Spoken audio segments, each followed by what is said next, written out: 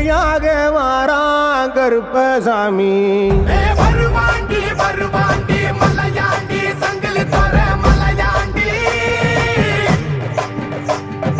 சங்கடங்கள் போக்கும் எங்க கட்ட சின்ன பட்டி சங்கிலி தோற மலையாண்டி.